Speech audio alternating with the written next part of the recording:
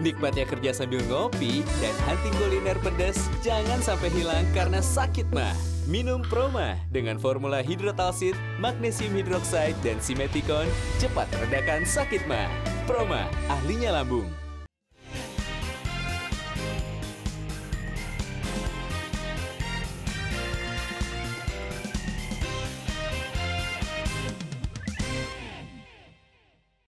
Dipersembahkan oleh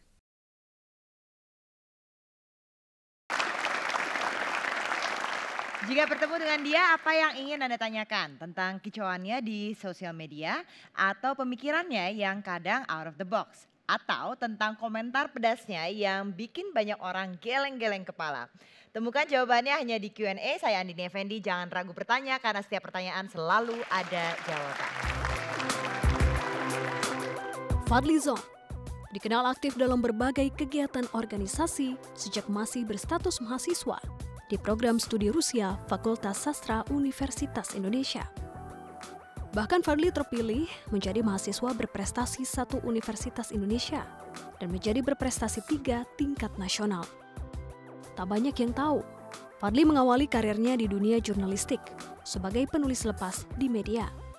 Fadli mulai berkiprah di bidang politik saat menjabat sebagai anggota MPR RI dari golongan pemuda pada 1997 sampai 1999. Tak hanya itu, Fadli juga aktif sebagai asisten Badan Pekerja Panitia Ad Hoc 1 yang bertugas membuat garis besar haluan negara atau GBHN. Bersama Yusril Iza Mahendra, Fadli mendirikan Partai Bulan Bintang pada 1998 dan sempat menjadi salah satu ketua hingga 2001. Meski demikian, akhirnya berlabuh di Partai Gerindra dan menjabat sebagai Wakil Ketua Umum pada 2008. Karir politik Fadli kian menanjak pasca pemilu 2014. Fadli terpilih menjadi Wakil Ketua DPR RI periode 2014 sampai 2019.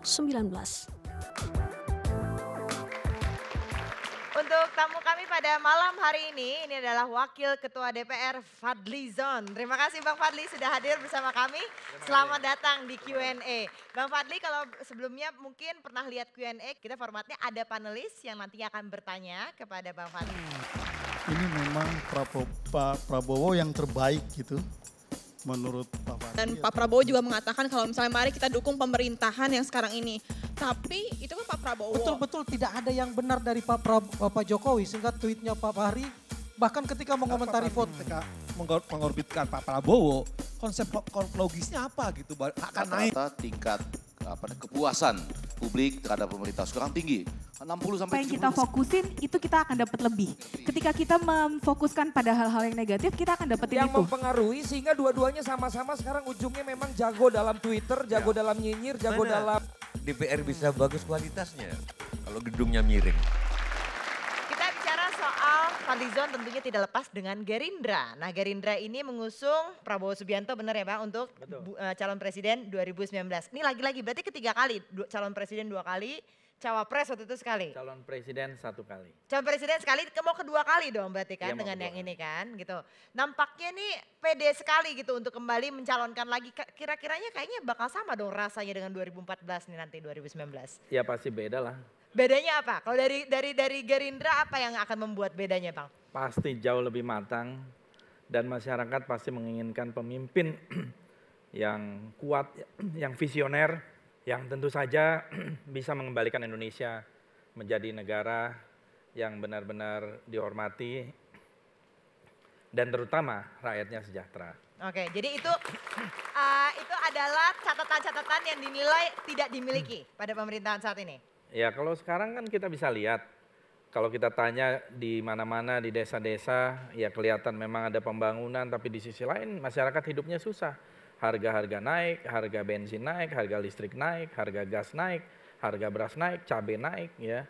Kemudian juga mencari lapangan pekerjaan jadi susah, hidup pada umumnya susah. Ini yang kita rasakan di bawah. Oke, kita buka ke floor. Apakah Anda merasa sebagai orang-orang susah, Valentino? Silakan.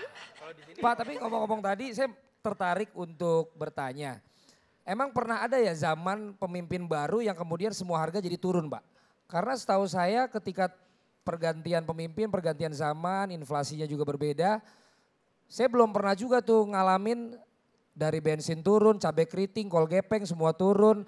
Terus juga harga-harga yang lain turun Pak. Malah yang saya alamin tuh komentator bola harganya turun mulu Pak. Saya juga. Yang jelas apa yang dijanjikan itu kan tidak tercapai. Pertumbuhan 7% tidak tercapai, yang ada 5%. 5% sekian dari yang diusahakan melalui APBN pun tidak tercapai. Target pajak tidak tercapai. Dan banyak lagi kalau dilihat dari janji-janji Pak Jokowi itu banyak sekali yang tidak tercapai. Mau bangun 50.000 puskesmas dalam 5 tahun, nggak kelihatan.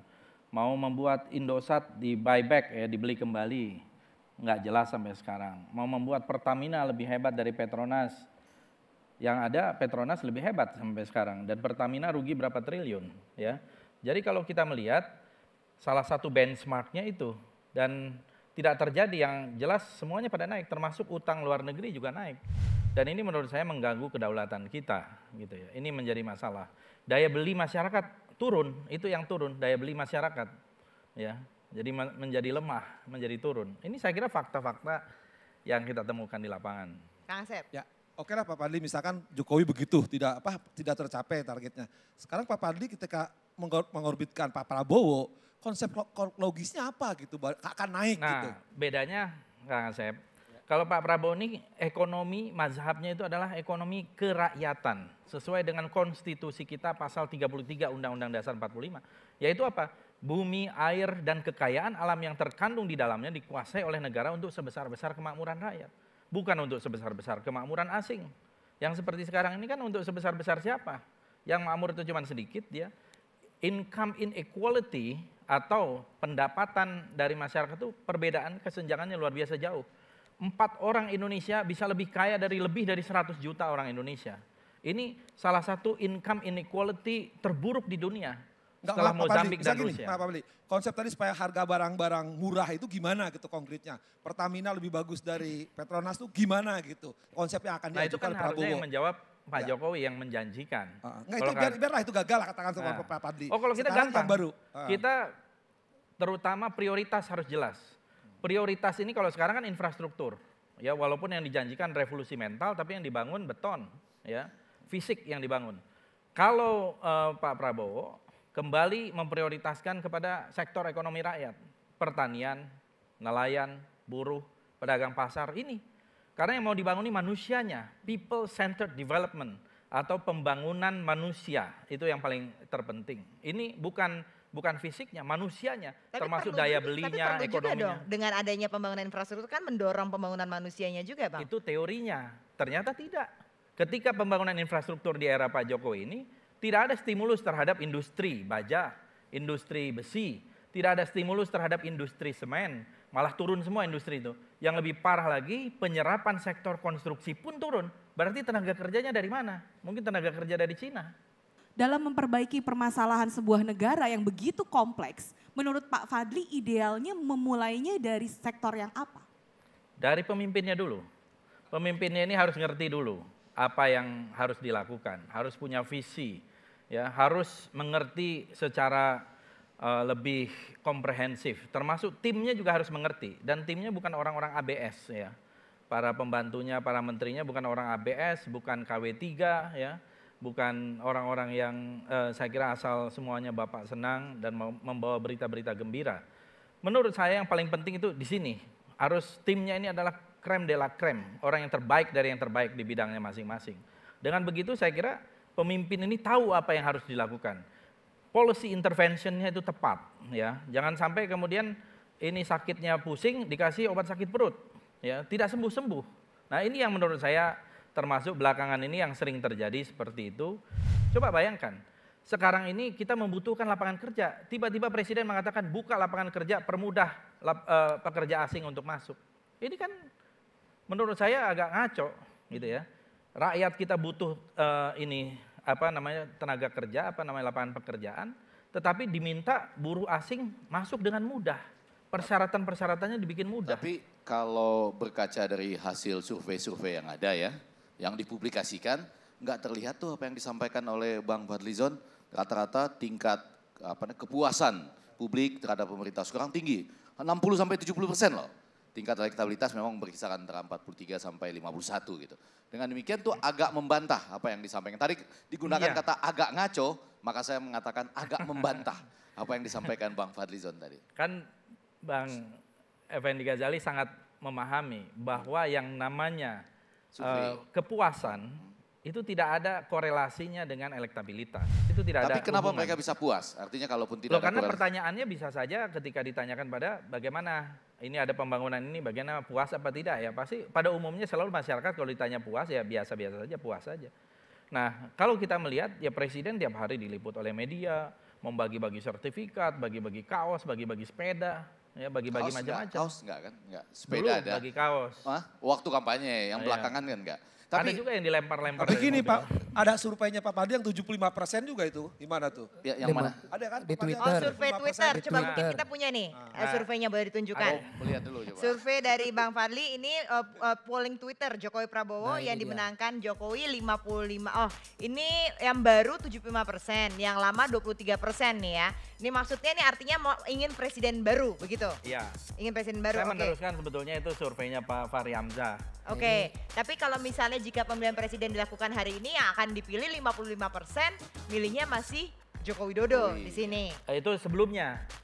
Itu berapa bulan sebelumnya itu waktu bulan September. Ini Januari yang 2018. tadi yang lebih baru. Kita punya polling juga tapi nih bulan Februari 2018 di mana di sini Joko Widodo 52,8%, sementara Prabowo Subianto ini 15,4% kalau kita lihat di sini. Berikutnya ini ada elektabilitas Februari 2018 juga, Poltreking Institute. Jokowi 45,4%, Prabowo 19,8%. Jadi survei juga sudah berbicara nih Bang, beda jauh. Begini, perbedaan antara, ini kan survei dengan metode-metode seperti ini kan cuma berapa orang sih? Coba dicek, 400 orang, 1000 orang. 1.200 responden sih. Ya kira-kira seperti itu. Bagaimana dia bisa merefleksikan 262 juta orang ya. Meskipun itu ada ilmunya. Ya, ya. Tetapi saya pikir tadi mau dibantah bahwa siapa yang menyelenggarakan survei. Kalau seperti itu sama juga. Enggak, kalau untuk berapa respondennya itu sangat metodologis dan sangat ilmiah. Jadi artinya dia mau ngambil 800. Effendi, ada juga sekarang dengan adanya media sosial dan sebagainya, ketika masyarakat menerima informasi, ada juga mereka yang tidak menjawab gitu ya. Dan menurut saya survei di media sosial relatif lebih mendekati. Dipersembahkan oleh